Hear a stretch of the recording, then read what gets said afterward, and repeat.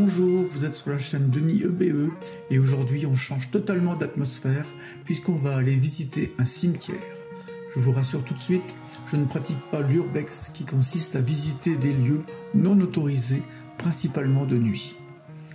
On va dans le village de Marville, dans la Meuse, qui fut la ville la plus importante du Nord meusien à partir du XIIe siècle. Les terres communes entre le duché de Bar et le Luxembourg sont suivies d'une période hispano-lorraine. Elle fut cédée à la France vers 1661. Le statut politique original des terres communes permit la création d'une classe d'officiers représentant des prévôtés luxembourgeoises et lorraines. Ces officiers se firent construire de riches hôtels particuliers dans le bourg et dresser pour la postérité de non moins riches stèles dans le cimetière. Vous l'avez compris, Marville est fait pour les amoureux d'histoire et de pierres anciennes. On dit aussi que Marville est le village aux 40 000 orangers. N'est-ce pas, monsieur le gardien du cimetière? Entre nous, des orangers qui poussent en Meuse, vous y croyez? Revenons au sujet principal de cette vidéo, le cimetière de Marville. Pour s'y rendre facilement depuis le village et juste en face de la cascade, il y a une petite route qui monte au sommet de la colline avec un parking juste à côté du cimetière. Il existe toujours le chemin originel qui part du village à faire à pied, bien évidemment. Les premières traces du cimetière datent de l'époque mérovingienne, donc de l'époque de Clovis en l'an 480 et du roi Dagobert en l'an 629. Ce qui nous fait le 7e siècle. Je vous propose le circuit suivant: la croix des lépreux, la maison du gardien, l'ossuaire du 15e siècle, l'église Saint-Hilaire du 12e siècle, le Christ aux liens du 16e siècle, la Pietà du 15e et l'Annonciation du 16e. Un grand merci aussi à l'association Art et Histoire de Marville qui fait un travail remarquable sur la commune. Allez, c'est parti! C'est dans ce cimetière que furent enterrés depuis des siècles les gens du pays ainsi que les lépreux du diocèse de Trèves, dont la maladerie de Marville constituait l'avant-dernière demeure juste avant le cimetière. Le Christ des lépreux, qui garde l'entrée des lieux, est là pour témoigner, tout comme la Vierge des lépreux nichée non loin de là. La maison du gardien, en 1890, était occupée par Constant Motsch, qui rangea l'ossuaire. Il repose lui aussi dans le cimetière de Marville. Sa maison est fermée, mais peut-être sera-t-elle un jour restaurée et visitable.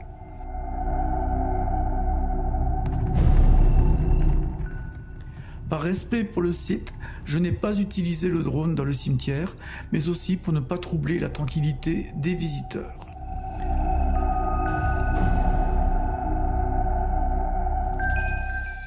Ici sont conservés 40 000 ossements, dont 4 000 à 5 000 crânes, datant pour les plus anciens du XIVe siècle. Alors que les ossuaires ont disparu, celui-ci a survécu en grande partie grâce à la maniaquerie du gardien Constant Motsch. Ce gardien, très méticuleux des lieux, a ordonné tous ces os en 1890 pour faire de la place et permis leur conservation à la vue de tous.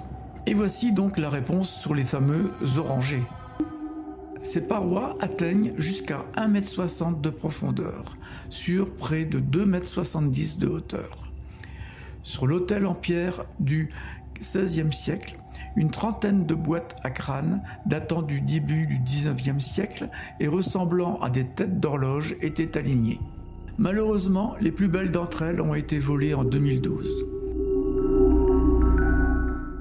Les boîtes portaient le nom du défunt, la date du décès, son âge et parfois aussi sa qualité. Le tableau surplombant l'autel représente les âmes des justes expiant leurs péchés au purgatoire. J'ai donc accentué les couleurs afin de mieux voir les âmes des justes.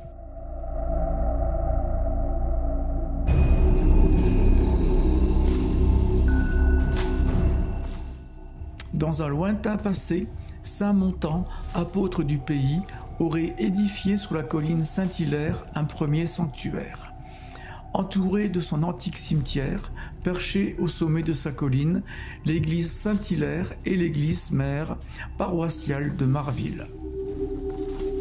Dans l'église, une peinture de Marie-Madeleine datant du XVIIe siècle sur le fond d'un amphieu, une niche funéraire à fond plat, était en très mauvais état et devenait à peine visible. Elle a été restaurée récemment par la spécialiste de peinture ancienne Laurence Blondeau. Dans les années 1875, les tombeaux en plein air, les plus intéressants et les plus anciens, ont été mis en sécurité à l'intérieur de la chapelle à la demande d'un inspecteur des monuments historiques. D'autres tombeaux sont aussi mis à l'abri en 1974, le tout classé au monument historique.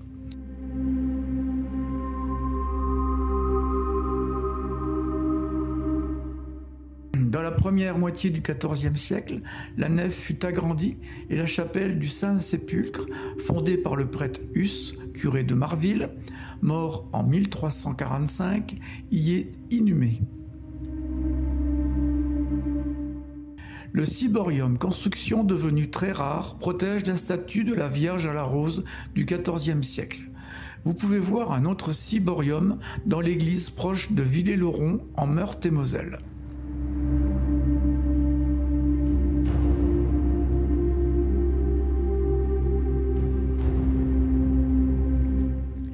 Admirez au passage le travail des tailleurs de pierre de l'époque. Il est magnifique.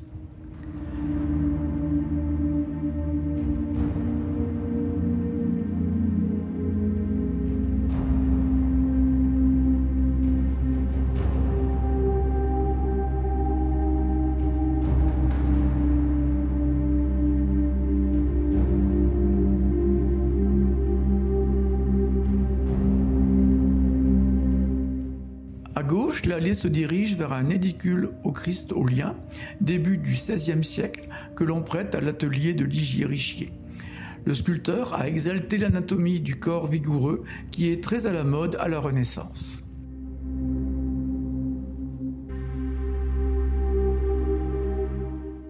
Regardez ici les très jolis supports de croix. Certaines sont rénovées et d'autres, richement ornées, sont attaquées par les caprices de la météo.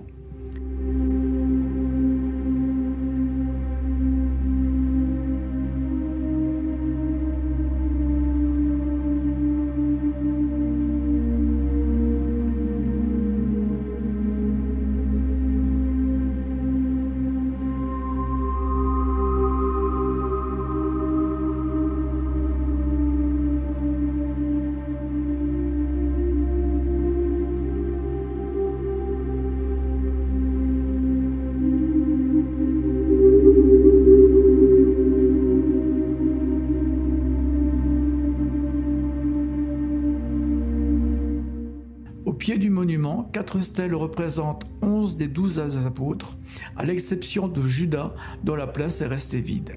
Elle date du début du XVe siècle. Un autre édicule de la fin du XVe siècle, abritant au niveau inférieur une Vierge de Pitié, nommée aussi Pietà, représente le thème biblique de la Vierge Marie douloureuse, tenant sur ses genoux le corps du Christ descendu de la croix avant sa mise au tombeau, sa résurrection et son ascension. Cette tombe nous raconte aussi son histoire et ses occupants.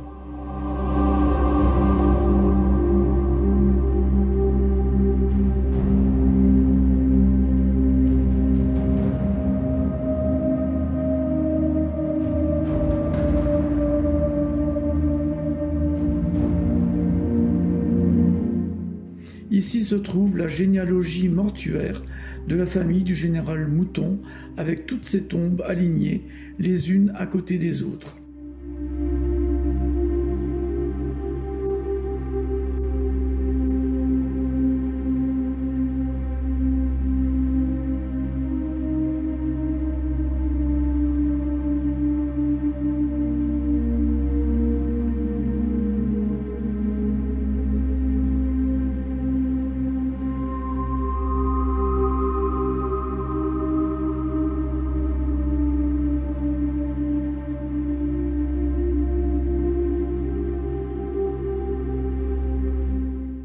L'Annonciation à la Vierge Marie est d'abord la fête de l'Incarnation, puisque Dieu commence en Marie sa vie humaine qui conduira Jésus jusqu'à la croix et la résurrection, jusqu'à la gloire de Dieu. Édicule du XVIe siècle, au pied duquel auraient été enterrés les antonistes de Marville. L'ordre des antonistes, c'est un ordre religieux hospitalier voué aux soins des victimes du mal des Ardents et du feu de Saint-Antoine. Il est notamment représenté à l'église de Saint-Martin de Pont-à-Mousson. Au-dessus, une scène représente un donateur agenouillé devant son saint patron. Dernière page macabre de Marville dans les années 1950, l'OTAN a établi une base aérienne lors de la guerre froide. En faisant le tour du cimetière, on peut y voir un nombre important de tombes d'enfants au nom canadien. J'ai trouvé 3 causes possibles non élucidées où la vérité peut se trouver dans le mélange des 3 versions. En premier, il se dit que la paranoïa américaine anti-soviétique a fait faire à peu près n'importe quoi. De nombreux tests abusifs ont été réalisés sur leur propre population civile et militaire, mais aussi sur des populations dites alliées. Bill Clinton s'est d'ailleurs excusé publiquement pour tous les agissements faits à l'époque. Les femmes enceintes de la base de Marville auraient fait l'objet d'un test lié à un médicament préventif contre les radiations nucléaires. Ce test aurait mal tourné avec les conséquences que l'on a sous les yeux. La seconde version dit que les Canadiens ont acheté un vaste bout de territoire français très humide. Il s'agissait d'une contrée boueuse qui dit boue, dit eau sale et germe de la polio. Troisième version. Dans les années d'après-guerre, il y avait une recrudescence de cas de polio qui touchait particulièrement les enfants américains dont les parents travaillaient sur les bases de l'OTAN.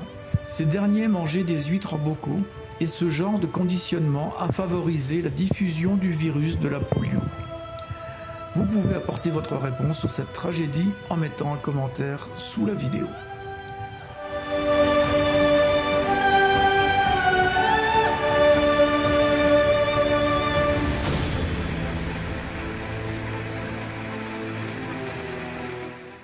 On termine par la petite cascade de Marville et une très belle balade autour du plan d'eau de l'Autun. Si cette vidéo vous a plu, vous pouvez cliquer sur j'aime et vous abonner à ma chaîne en étant connecté sur YouTube. Chaque abonnement m'encourage à rechercher des nouveaux lieux autour de chez nous et à les mettre en valeur du mieux possible et en vidéo. Merci et à très bientôt. Ciao.